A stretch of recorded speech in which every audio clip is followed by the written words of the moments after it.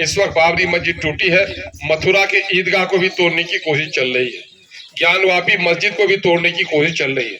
अगर आपने बीजेपी को वोट दिया तो गोया हथौड़ा उनके हाथ में दिया कि लो मथुरा का ईदगाह भी तोड़ दो। और ये तीर को तीर समझना भूल है, हकीकत में ये मोदी का ही फूल है, ये मोदी का ही वोट है। इस वोट को अगर आप कोई भी भाई अगर आप दे रहे हैं तीर को तो ये वोट मोदी को जाएगा। मैं इस इलाके के गैर मुसलमान भाइयों से कहना चाहता हूं कि देखो मेरे भाई, मोदी हिंदू और मुसलमानों को लड़ाना चाहता है। सदियों गुजर जाएगा, न हिंदू खत्म होगा न मुसलमान खत्म होगा। हिंदू और मुसलमानों की मोहब्बत खत्म हो गई तो इस देश की अजमत और इस देश का बड़प्पन खत्म हो जाएगा। जवानों और अजीजों, अस्सलाम वालेकुम, आदाब। मैं इस वक्त आपके चौराहे पर मौजूद हूं और आपसे चंद बातें कहने के लिए आया हूं। मैं इस वक्त 2024 के एमपी का उम्मीदवार हूं, मजलिस-ए इत्तेहादुल मुस्लिमीन की नुमाइंदगी कर रहा हूं। मेरे भाइयों, वोट अल्लाह की अमानत है, अमानत को अहले अमानत के हवाले किया जाना चाहिए। ये मुल्क किसी बादशाह का मुल्क नहीं। कागज मत बांटिए जब तक मैं गुफ्तगू करूं। मैं एक बात बता दूं आपको कि ये मुल्क राजा का मुल्क नहीं है। ये मुल्क क्या है? लोकतंत्र है। लोकतंत्र में हमारे कानून असेंबली और पार्लियामेंट में बनते हैं, इसलिए पार्लियामेंट और असेंबली में बासलाहियत लोगों का जाना ज़रूरी है।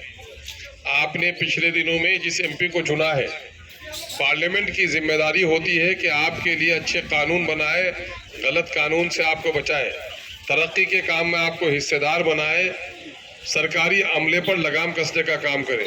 आप फैसला खुद कर लीजिएगा कि इन मामलात में उस शख्स का कोई रोल नहीं रहा है। एक बड़ी बात जो मैं कह रहा हूँ, दूसरा नुमाइंदा जो आया है, दूसरा नुमाइंदा बीजेपी का नुमाइंदा है, जिसका निशान तीर छाप है। तीर छाप में गलत फहमी से कहीं ये मत समझिएगा ये नीतीश कुमार अलग है। नीतीश कुमार और मोदी एक ही सिक्के का दोनों पहलू है।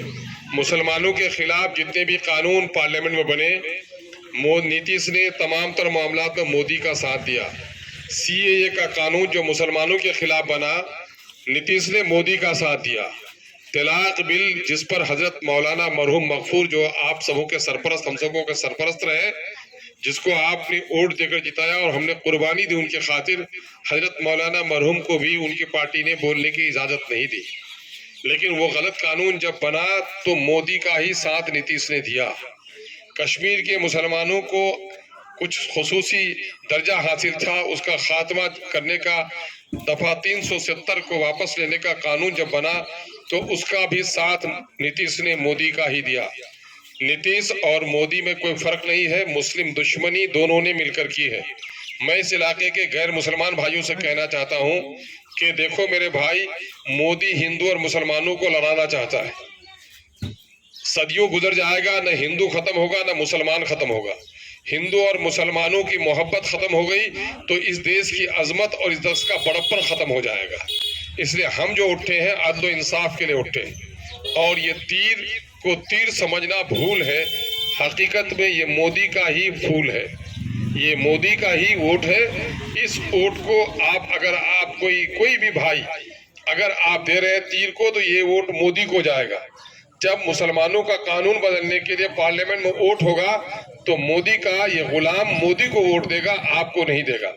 ये वो मुनाफिकीन हैं जो लोग आज से 3 महीना पहले मसाल जुलूस निकाल रहे थे, मोदी भगाओ भाजपा भगाओ। 3 महीने के अंदर में मोदी का तलवा चाटने लगे हैं और कह रहे हैं मोदी लाओ मोदी लाओ। ये कौन लोग हैं? ये लोग अपने जाती फायदे के खातिर आपके कौम को तबाह करना चाहते हैं। मेरे भाई, बाप का कत्ल हुआ, 5 साल गुजर गए, गम भूल गए, लेकिन बाप का कातिल जब बस्ती में आता है तो बाप के कत्ल होने का गम लौट कर आता है। इस वक्त अगर भाजपा का कोई उम्मीदवार, जदयू का कोई उम्मीदवार, नरेंद्र मोदी का कोई एजेंट हमारी बस्ती में आता है तो बाबरी मस्जिद के टूटने का दर्दनाक मंजर हमारे सामने में होता है।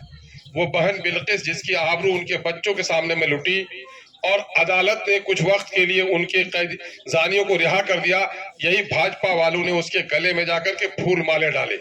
अगर आप जदयू को वोट देते हैं तो बिल्किस बानो के साथ जना करने वालों की सरपरस्ती करने वाले का साथ देते हैं। आप समझ रहे हैं, इस वक्त बाबरी मस्जिद टूटी है, मथुरा के ईदगाह को भी तोड़ने की कोशिश चल रही है, ज्ञानवापी मस्जिद को भी तोड़ने की कोशिश चल रही है। अगर आपने बीजेपी को वोट दिया तो गोया का हथौड़ा उनके हाथ में दिया कि लो मथुरा का ईदगाह भी तोड़ दो। मेरे भाई, अगर हम में और आप में ईमानी गैरत है, इंसानी हिस्स है, तो याद कीजिए 2002 के गुजरात को, जब माँ के सामने में बेटी, बेटी के सामने में माँ और बेटों के सामने में माओं को बेआबरू किया गया। दूध पीते बच्चों को छीनकर उनको आग में फेंका गया। हामला औरत के सिकम चाक किए गए और उनको जलाया गया। अगर इस दिलदोज वाक़े के बाद भी इन जालिम ताकतों को हमने नहीं पहचाना तो फिर अल्लाह ही ऐसे कौम की हिफाजत फरमाए। मुझे पुख्ता उम्मीद है, कामिल यकीन है कि कबूतर के अंडे से कभी चील जन्म नहीं ले सकता। हो सकता है क्या? नहीं ले सकता ना। तो जहां 70% मुसलमान हो वहां मुसलमानों के दुश्मन और शरीयत के दुश्मन को वोट देगा? मुझे यकीन नहीं होता है। मुझे यकीन है कि इस मुलाके के हिंदू और मुसलमान सब मिलकर एक बार एक ऐसी पार्टी जो मुल्क में अदल और इंसाफ की बात करती है, दलितों के हक और हुकूक की बात करती है।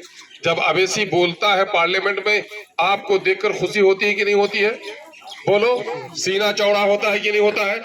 गर्दनें ऊंची होती है कि नहीं होती है? तो अवैसी को ताकत देना जरूरी है। बिहार में इस वक्त माझी की पार्टी हो गई, मल्लाह की पार्टी हो गई, यादव की पार्टी हो गई, कोयरी कुर्मी की पार्टी हो गई है। ऐ मुसलमानों, आपकी कोई जमात नहीं है। जिस जिस्म में सर नहीं हो वो लाश है।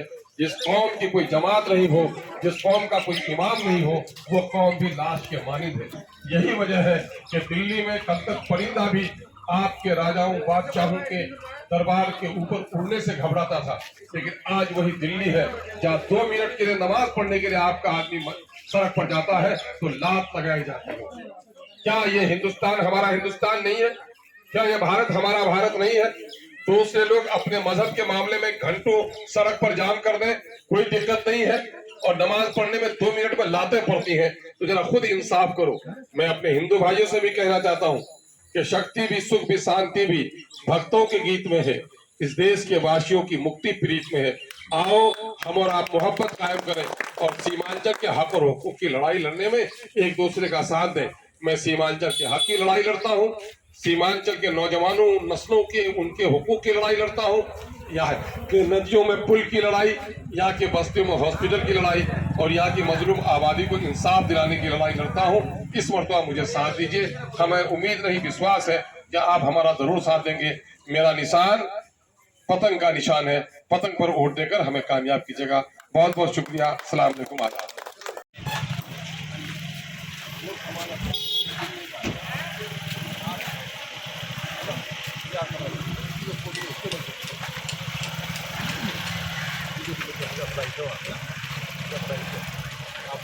बासठ 80 लोग थे, 62 कम याद है।